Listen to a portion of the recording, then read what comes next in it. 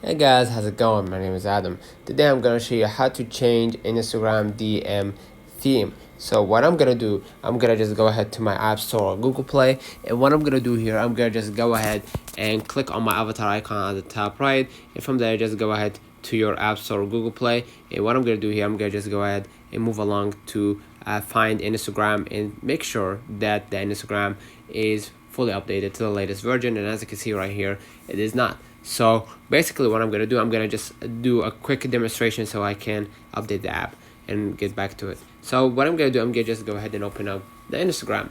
And what I'm going to do here, I'm going to just move along to the next step, and I'm going to just click the DMs at the top right.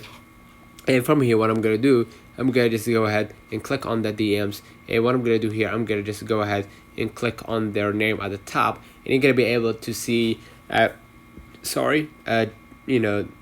DM's theme. So I'm going to just click on the theme, and basically you get to be able to change the theme right here to anything that you actually want, and automatically the settings will be applied right here. Let me know in the comments if this video helped you. Don't forget to like and subscribe, turn on the notification bell to receive every video we upload. Thank you for watching. See you in the next one.